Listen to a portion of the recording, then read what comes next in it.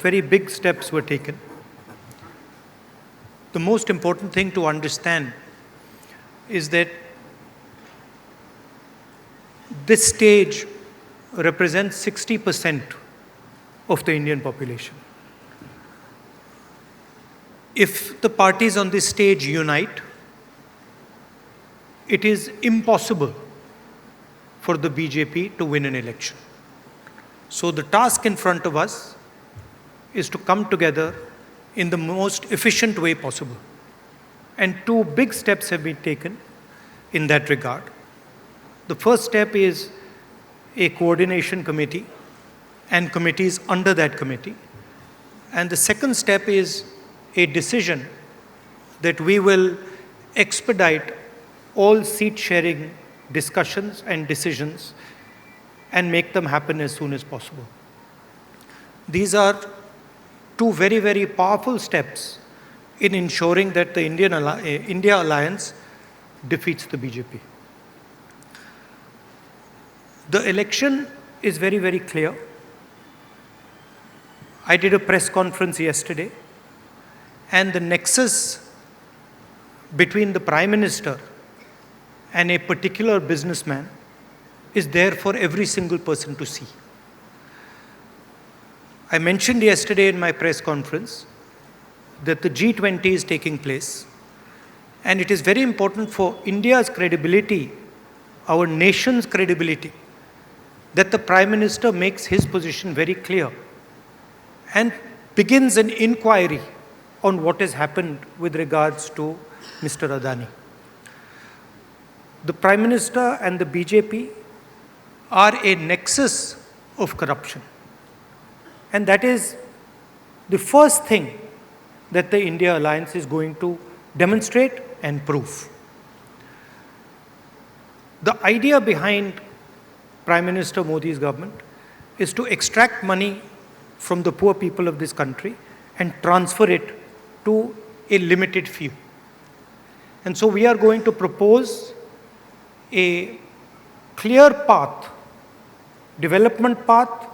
We are going to put together a clear set of ideas that will once again involve the poor people, the farmers, the kisans, the workers in the progress of this country. I'd like to once again thank all the senior leaders, and I'm confident that the India alliance will defeat the BJP. The final thing I'd like to say, of course, there are leaders who are much more senior than me, but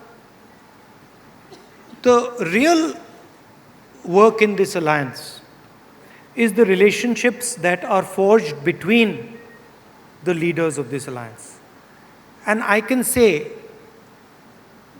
with confidence that these two meetings have done a huge amount in building the rapport between all the leaders and ensuring that all of us work together as one. I can see that there is flexibility among all the leaders in the way we are approaching things. There are differences, of course, but I am extremely impressed by the way those differences are minimized and ironed out. Thank you very much. Of course, I don't want to comment much about the press, but I think Laluji said it best. You're also in some ways restricted and chained, and India Alliance is working to free you from your chain. I forgot one thing, which is probably the most important thing. I spent a week in Ladakh. I went to Pangong Lake, right in front of where the Chinese are. And I had detailed discussions, probably the most detailed discussions that any politician outside Ladakh has had with the people of Ladakh. And specifically, the shepherds of Pangong Lake, the leaders of Pangong Lake, and the common people who live around Pangong Lake.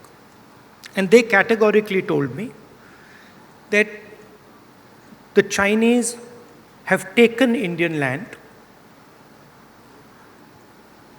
they categorically told me that the Prime Minister is lying about the fact that the Chinese have not taken Indian land. And every single person in Ladakh knows that the people of India and the people of Ladakh have been betrayed by the government of India. There is clearly an accommodation that has happened between the government and the Chinese. There is clearly a change on the borders. Our shepherds themselves told us that they are not being allowed into the areas where they were allowed. So this is known to everybody. Unfortunately, our press doesn't raise these issues, but these are issues of national importance, of national security, and it is shameful, extremely shameful, what has happened in Ladakh. From breaking news, detailed analysis, in-depth interviews and explainers, follow the Times of India. Subscribe to our YouTube channel. Don't forget to like our videos and hit the bell icon to stay updated with the latest.